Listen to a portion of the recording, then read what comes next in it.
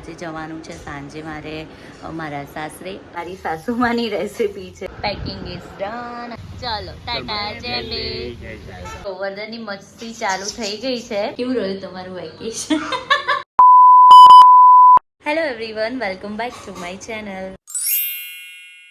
All the good morning. અને આજે છે શ્રાવણ મહિનાનો છેલ્લો સોમવાર. શ્રાવણ મહિનો પતિ પણ ગયો અને ખબર પણ ના પડી.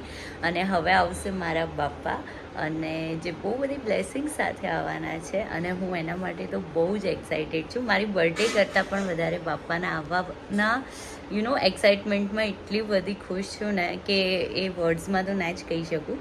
અને બીજી વસ્તુ એ કે હવે આજે જવાનું છે મારે સાસરે. એકચ્યુઅલી હું સન્ડે જ જવાની હતી, પણ તમને બધાને ખબર હોય તો સન્ડે હતો પ્લસ 14 હતી, તો મમ્મી પપ્પાએ ના પાડી, એટલે પછી હું રોકાઈ ગઈ. અને આજે જવાનું છે સાંજે મારે મારા સાસરે, અને બધું ડન થઈ ગયું છે, મતલબ બર્થડેની શોપિંગ વગેરે. પણ હજુ નાનું મોટું કામ, જે મમ્મીનું કામ છે તે બાકી છે, તો કદાચ અમારે બહાર જવાનું થઈ શકે છે. તો જોઈએ હવે. એ પહેલાં તમને બધાને મળાવી લઉં. હેલો પપ્પા, ગુડ મોર્નિંગ. ગુડ મોર્નિંગ મારા દીકરા. જય અંબે, જય સાંઈરામ. જય Sairam. Hi, good morning. Good morning. Mummy આજે તો હું જવાની છું. ઓ કેમ જવું છે? બસ હવે જવું, કેમ કે હવે પાછું મારે બર્થડેની બી તૈયારી કરવાની છે. હજી તારે આપણે કાલે ગયા પણ બરાબર ના ગમ્યું ને? હા યાર, મજા ના આવી. મજા ના આવી, પણ ઓલમોસ્ટ આમ ડન જ થઈ ગઈ છે શોપિંગ. પણ થોડું ઘણું જે તારું કામ છે, મારું કામ છે, બાકી છે, તો એના માટે કદાચ હમણાં બહાર જવાનું થાય. હા, જોઈએ. ચાલ ખાઈ પીને પછી જોઈએ. જોઈએ. વર્ધન, ગુડ મોર્નિંગ બાબુ. એકચ્યુઅલી ગુડ આફ્ટરનૂન કહેવું જોઈએ, કેમ કે અમારી મોર્નિંગ તો 1 વાગે થઈ છે. અને અહીંયા હું બનાવી રહી છું સેવ ટામેટાનું શાક, જે મારી સાસુમાની રેસીપી છે, જે બહુ જ સરસ લાગે છે. મને પર્સનલી એમના હાથનું આ સેવ ટામેટાનું શાક બહુ ભાવે છે, એટલે મેં મમ્મીને કીધું લાઈ ચાલ આજે હું બનાવું અને તને ટેસ્ટ કરાવું. સેવ ટામેટાનું શાક મારા સાસુ જેવું તો નથી બન્યું, પણ એના જેવું બનાવવાનું ટ્રાય કર્યું છે, પણ બહુ જ ટેસ્ટી બન્યું છે. હે ને મમ્મી? હા, સારું બન્યું. સારું બન્યું છે ને? ચકુબેનની રેસીપી જોરદાર છે બાકી. મસ્ત બન્યું છે. હા, સરસ. મજા આવી જશે આજે આ વાતાવરણમાં ખાવાની. નહીં? શાક, પરોઠા અને દાળ ભાત. વાગી ગયા છે 3:30, અને અત્યારે હું જઈ રહી છું મારી મમ્મી જોડે. થોડું ઘણું એનું કામ છે એ પતાવવા માટે, કેમ કે હું અહીંયા આવું ને એટલે મારી મમ્મીને કંઈકનું કંઈક કામ નીકળે, જેની માટે મારે એની જોડે જવું જ પડે છે.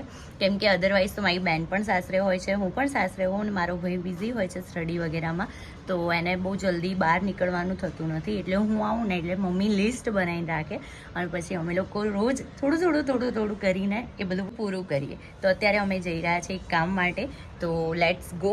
અત્યારે અમે નીકળી ગયા છે મમ્મીનું કામ પતાવવા માટે, અને જોડે આવ્યા છે મારા માસી, જે અમારા પાડોશી છે. તો અમારે બસ હવે અમે લોકો જઈ રહ્યા છે. એટમોસ્ફિયર કેટલું મસ્ત છે.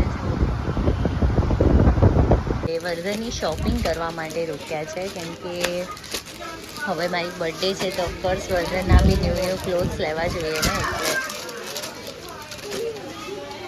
એટલે હું ઘરે આવી ગઈ છું, અને હવે ઓલમોસ્ટ 5:30 વાગી ગયા છે, તો હવે મારે નીકળવાનો ટાઈમ થઈ ગયો છે.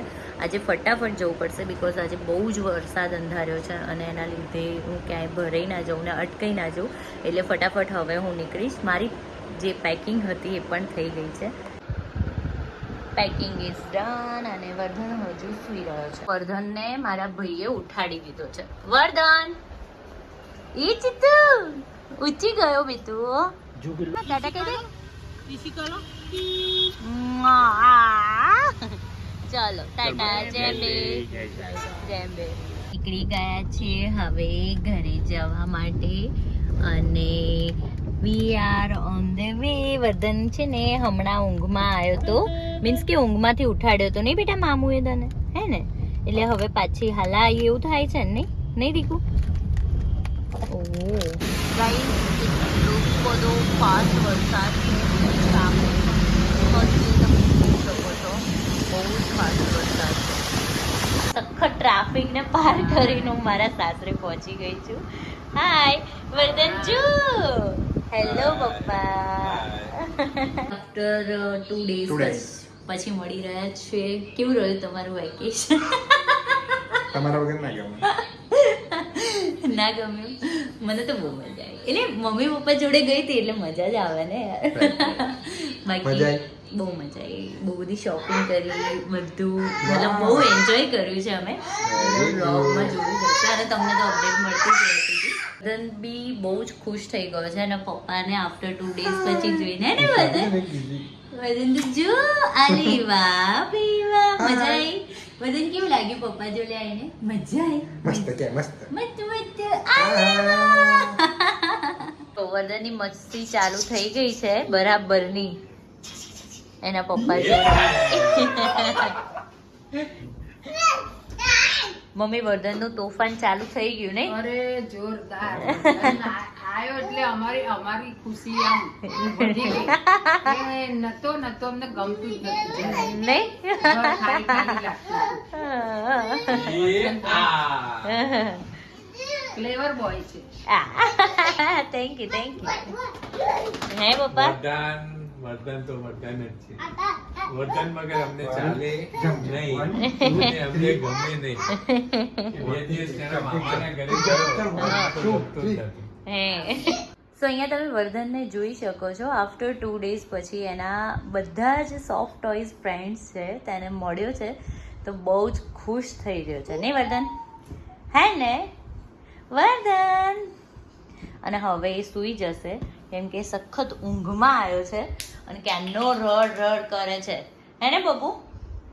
ટાટા કહી દે. ગુડ નાઇટ કે ગુડ નાઇટ.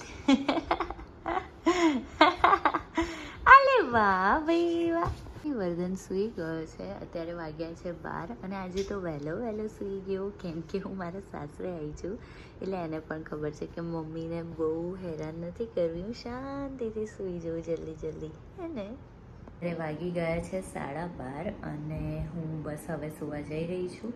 તો મળીએ કાલે. હોપ સો કે આજનો બ્લોગ તમને ખૂબ જ પસંદ આવ્યો હશે અને પસંદ આવ્યો હોય તો લાઈક કરજો, ચેનલને સબસ્ક્રાઈબ કરજો અને બહુ જ બધો પ્રેમ આપજો. Thank you so much.